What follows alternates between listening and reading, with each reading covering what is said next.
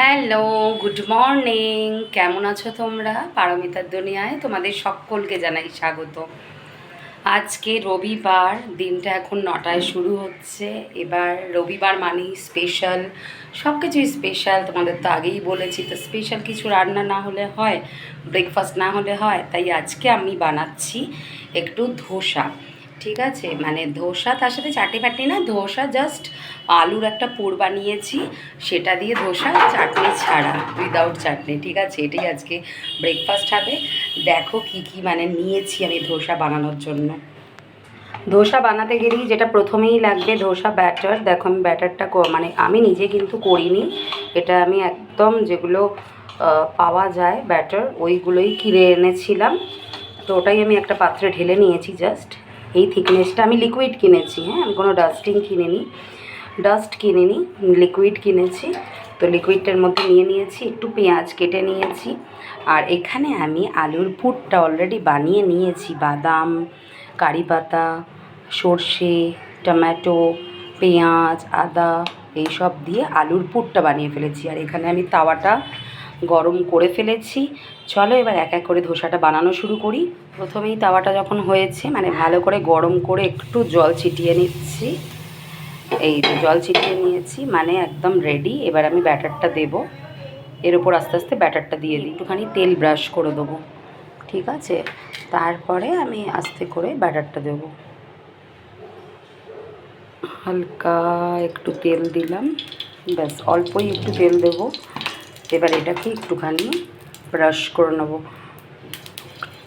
তেল দেয় না, কিন্তু আমি দিচ্ছি, কারণ আমার চাটুটা অতটা, ফ্রাইং প্যানটা না অতটা ভালো না, ওই জন্য আমি এটা দিয়ে দিলাম। একটু তেল ব্রাশ করছি, ব্যাস। এবার ব্যাটারটা আমি দেব। বাবা, এবার যেন ঠিক হয়ে যায়। আমি প্রথমবার ভেবেছি যে ধোসা বানাবো, কেমন হবে কে জানে। এক হাতা দিলাম, আর একটু দিলাম, দিয়ে গোল গোল গোল গোল করে ঘোরাচ্ছি। দেখি, দেখা যাক কিরম করতে পারি।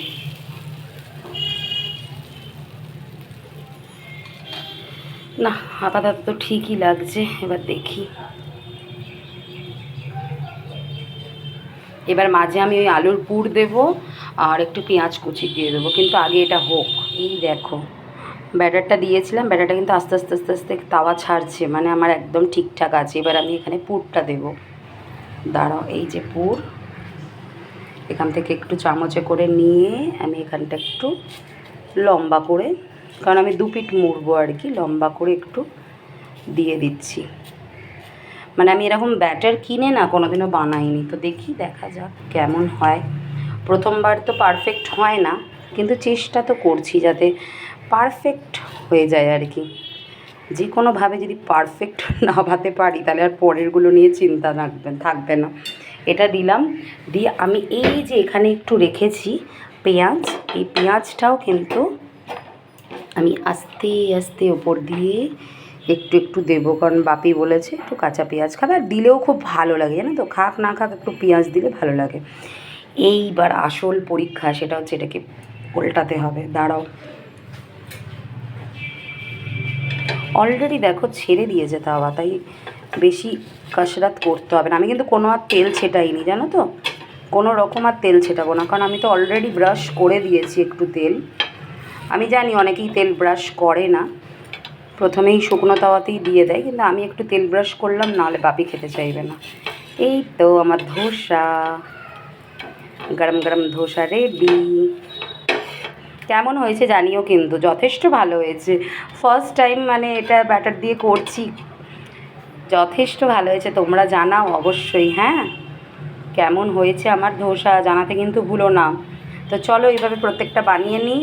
আর তোমরা আজকে কে কী ব্রেকফাস্টে বানালে জানিও কিন্তু। ওয়াও, ভালো ধোসা হয়েছে। দিকটা একটু মুড়ে গেল, ও কোনো ব্যাপার না, খুলে দিয়েছি। খুব ভালো হয়েছে। তোমরা আজকে সানডেতে কে কী ব্রেকফাস্ট বানাচ্ছ জানিও, আর বাড়িতে এইভাবে ধোসা বানিও, দেখবে ভীষণ ভালোও লাগবে খেতে, আর গরমে খুবই ভালো। তো চলো, আমার ধোসা একদম রেডি।